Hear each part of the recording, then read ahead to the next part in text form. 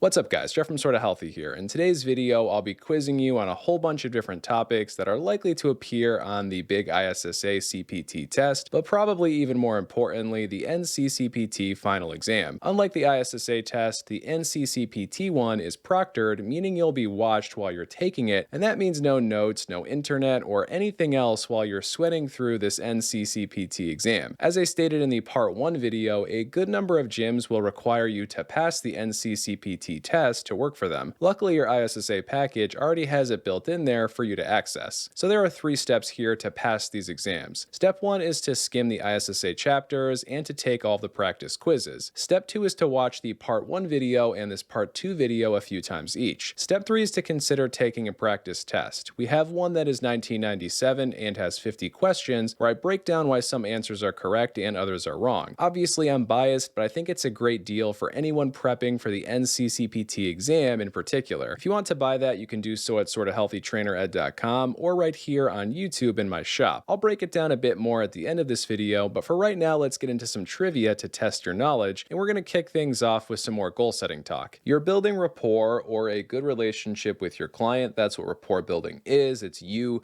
building a good communication relationship with your client. Make sure you know that. They say they want to lose 20 pounds. They're going to walk 10,000 steps a day to help them achieve that goal. Which answer below is true?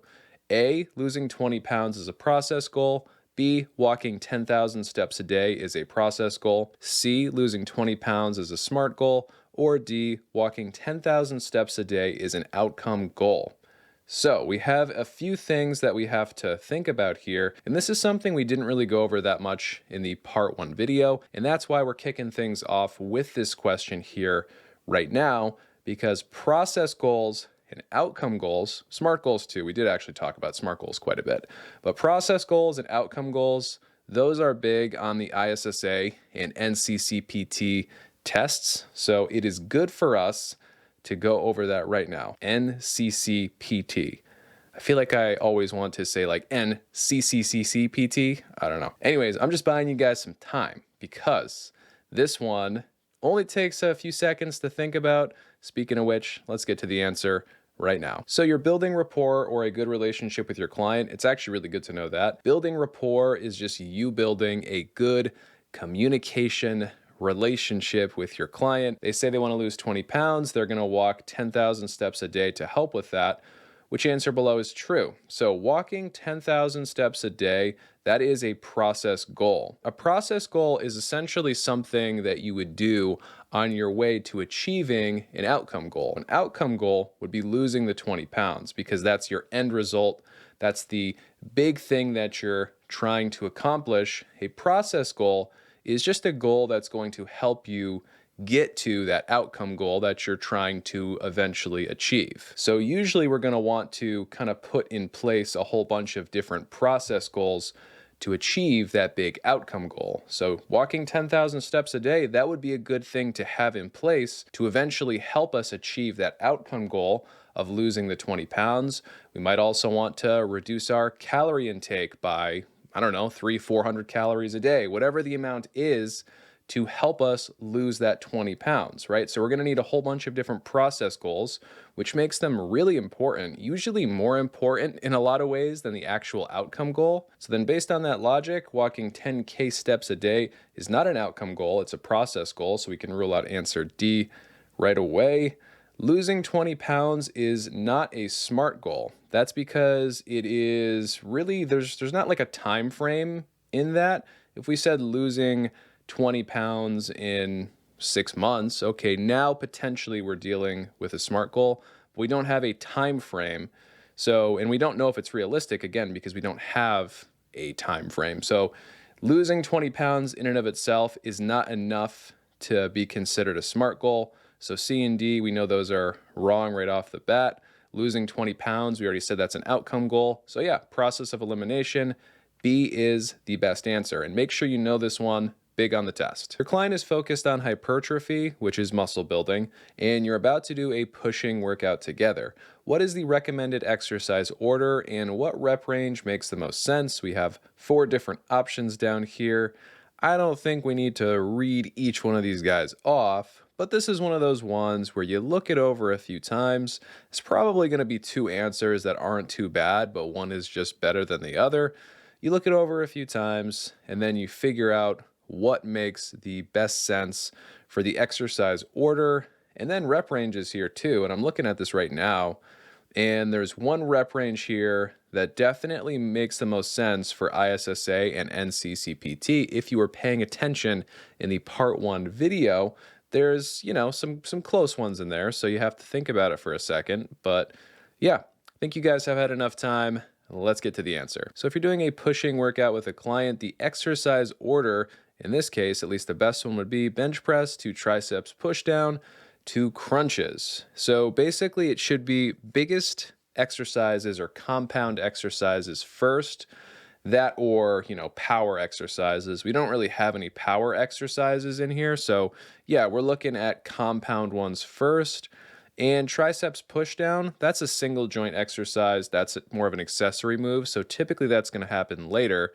Same goes for crunches. So we can pretty much rule out C and D here right away. We're left with A and B. And bench press is probably more of a compound move that you can really load up compared to push-ups. Both A and B are technically correct. So it would really come down to the rep ranges. And if we're looking at hypertrophy, 6 to 12 is the correct rep range. 8 to 15, that's more kind of leaning into muscular endurance a little bit. 6 to 12 is the hypertrophy rep range. So hopefully everything we just went over there makes sense. You might have to kind of listen to me go over this one once or twice. Hey guys, if you're finding this video helpful, please consider liking it and subscribing to the channel, since those things really help us out and allow me to make all of you more free content. Thank you so much for that support, guys. I love ya. Back to the video. So your client is rising up from the bottom of a squat. What muscle or muscles contribute the most to this movement, and what is the correct type of contraction? So again, your client is rising up from the bottom part of a squat, so you have to think about what muscle actions are taking place there, and then you can kind of think about what muscles are doing the most work. So the best answer to this question would be C, the quads and a concentric contraction. So as your client is squatting up, I want you to think about concentric contractions happening, and as your client is squatting down, muscle lengthening is occurring, so eccentric contractions are happening primarily on the way down. And that's really helpful because that allows us to rule out D and B here, which of course the glutes are super important when it comes to squatting as well. The hamstrings do a little bit, so we do need to rule these two answers out, and to do that, you do need to know what's happening as your client is coming out of the bottom of a squat. So again, we know it's concentric up out of the bottom of the squat, so we can limit it down to A and C, and the quads do a heck of a lot more than soleus when it comes to the squatting movement.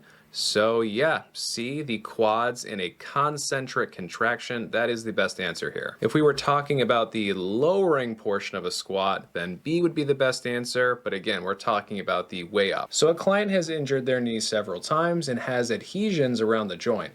What law best describes what's happening to the muscle tissue? A, Wolff's law, B, Karvonen's formula, C, Davis's law, or D, the law of pattern overload. So in this question, it's important to recognize that we're talking about muscle tissue and adhesions. Essentially, this person has some injuries, and what's going on here in the healing process? What is going on to that muscle tissue? So the best answer here is C, Davis's law. Davis's law states that soft tissue will model along lines of stress. Soft tissue remodels or rebuilds itself with a collagen matrix that forms in a random fashion and not in the same direction as muscle fibers. So essentially this person has some muscular adhesions around their knee joint because they have a few different injuries, and Davis's law states that collagen repairs itself kind of randomly along those lines of stress. So that's pretty much what's going on in this situation right here. Answer A, Wolff's law, is pretty much the same thing, except it has to do with osseous tissue or bone. So if we're talking about a bone that is broken and rehealing in kind of a random way, we're talking about Wolff's law. Wolff's law also applies to bones becoming stronger through weight training. So if a client is seeing you to get stronger bones and you're having them do good compound lifts, they're getting stronger bones because of Wolff's law. So Karvonen's formulas all have to do with the heart, Don't really have to talk about those in this situation. They have nothing to do with what is happening in this question. Answer D is an interesting one though, and pattern overload could certainly be something that is occurring here. So answer D is actually not really a wrong answer. It's just not quite as good as answer C. Pattern overload is a repetitive motion or restricted movement that can cause soft tissue injury. It can lead to a cumulative injury cycle where one injury can cause another. This can happen to athletes who train or compete using one predominant pattern or motion. It can also occur when people don't move all their joints through full range of motion. Basically, if you sit all day, you're going to have pattern overload problems because of that. So yeah, there's a few different ways this can all play out. So again, answer D actually does make a lot of sense for this question. That being said, there actually is no law of pattern overload, so you should be suspicious right away of that. If we're talking about adhesions around muscle tissue, immediately look towards Davis's law, most likely being the correct answer. So your client is doing a lateral band walk. What plane of motion is that exercise mostly taking place in? Would it be A, the sagittal plane, B, the frontal plane, C, the transverse plane, or D, the progressive plane? And again, we're talking about the lateral band walk. So this person right here, she's got a band around her legs and she's moving right to left. What plane of motion is that exercise taking place in? So if your client is doing a lateral band walk, that exercise is mostly taking place in the frontal plane. So guys, movements that take place in the sagittal plane primarily move up and down or forwards and backwards. So just keep that in mind. Things like squats, again, I'm going up and down, or chin-ups or pull-ups or things like that. Again, up or down movements or forwards or backwards movements, those are going to be taking place in the sagittal plane. Transverse plane movements have some form of rotation in them. So if I'm doing arm circles or if I'm doing a pec fly, even though that pec fly is happening in front of the body, there's still some rotation going on, right? My arms are kind of moving almost in like a circular motion. If I'm doing a reverse fly, anything like that. Again, if it has rotation, torso rotation would be another one. If it has rotation in it, it's in the transverse plane. And then the progressive plane is not a real thing. I literally just made that up. So yeah, these are the planes, and we just talked about what motions take place in each one. So which of these vitamins is stored in fat tissue, which would make it fat soluble, and which one is not, which would make it water soluble? Is the best answer A? The fat soluble vitamin would be A, and the water soluble vitamin would be C. B, the fat soluble vitamin would be B1, and the water soluble vitamin would be C. C, the fat soluble vitamin would be C, and the water soluble vitamin would be K. D, the fat soluble vitamin would be D, and the water soluble vitamin would be E. So fat soluble vitamins are stored in fat, meaning that you can consume too much of them. And water soluble vitamins, you pretty much just pee out excess. So you can't really consume too much, at least not under normal circumstances. Well, it is possible, but very rare. So answer A is correct here. The fat-soluble vitamin would be A, and the water-soluble vitamin would be C. Fat-soluble vitamins are A, D, E, and K. Vitamin C and the different B vitamins are water-soluble, and all of that is just something you should memorize. So your client is bench pressing. What is the best example of an agonist, synergist, and a stabilizer? Would A, the agonist be pec minor, the synergist be pec major, and the stabilizer be rotator cuff? Or B, the agonist be pec major, synergist triceps, stabilizer rotator cuff? C, agonist pec major, synergist the triceps, stabilizer the lats? D, the agonist pec minor, synergist triceps, or the stabilizer would be the rhomboids. Take some time to think about the bench press. What is the agonist or prime mover? What's the muscle that's doing the most of the work? What muscle would be helping out? That would be the synergist. And then what muscle is likely involved, just not really doing a whole lot. So in that case, it would be a stabilizer. Take a few more seconds to think about which of these answers matches that the best. The best answer here is B, the agonist would be pec major, synergist would be the triceps, and the stabilizer would be the rotator cuff. So pec major is the agonist or prime mover for the bench press. You should just kind of know that one off the top of your head. Pec major is doing the most work for a push-up or a bench press, anything where you're doing that big push. Pec major is the head honcho doing the most work? I think most of you probably knew that already, so we can rule out answer A and D right off the bat. Synergist is a muscle that's just going to help out that prime mover through the movement. So we already said pec major, that's the head honcho, he's the main guy. He wouldn't be the synergist, he's the head honcho. So again, not correct right there. The triceps, that would definitely be a synergist, and of course that we see in all of these different answers right here. For answer B and C, it really just comes down to the stabilizer. Is it the rotator cuff or the lats? The lats would actually be an antagonist for this movement, so they are definitely not really stabilizing the movement a whole lot, whereas the rotator cuff is stabilizing the bench press a lot. So all good things for you to know, and I'm pretty sure most of you watching were able to figure that one out. But again, the rotator cuff is the main stabilizer for this movement, or at least one of them, so just keep that in mind, and hopefully you all understood that process that we just went over. The fight or flight hormones are epinephrine, norepinephrine, and dopamine, and they come from the adrenal glands in response to stress.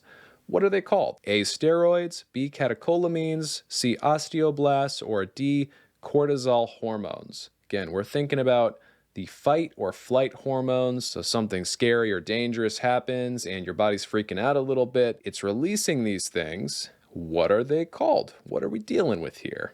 So in response to stress, I'm just buying you guys some time. This dude, he's freaking out. What's going on in this dude's body? Well, the fight or flight hormones are epinephrine, norepinephrine, and dopamine, and they come from the adrenal glands in response to stress. Those are the catecholamines, epinephrine, norepinephrine, dopamine.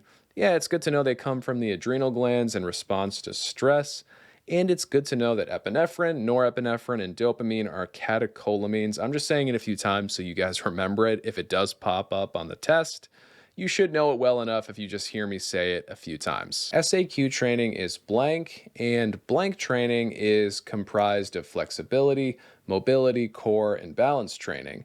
So we got to fill in 2 blanks here, and would that first blank be speed, age, quickness, speed, agility, quickness, blah, blah, blah. We don't probably need to read all of these guys over. This is a quick one. Let's get to the answer here. So SAQ training is speed, agility, and quickness training. Foundational training is comprised of flexibility, mobility, core, and balance training. SAQ training is speed, agility, and quickness. And foundational training is comprised of flexibility, mobility, core, and balance training. It's good to have a pretty good idea of what those 2 things are. Is it insanely important for the test? It's borderline. This is actually one that I think you should know pretty well. Luckily, it's easy. You hear me say this one a few times, you're going to know it well enough for the test. Your very fit client wants to enter a bodybuilding competition. She wants to show everyone her training progress. What type of motivation is she showing? Would it be A, autonomous motivation, B, intrinsic motivation, C, extrinsic motivation, or D, cyclical motivation? So again, very fit client wants to enter a bodybuilding competition, wants to show everyone that training progress. What type of motivation are we talking about here? The best answer here is C, extrinsic motivation. If someone is seeking a reward or recognition, the answer is going to be extrinsic motivation. Intrinsic motivation is the opposite. It comes from inside. Maybe you just feel really good exercising. That would be intrinsic motivation. So autonomous motives or motivations use one's own will. People will want to do a behavior when they're autonomously motivated. That being said, extrinsic motivation definitely still is the best description of what's going on here.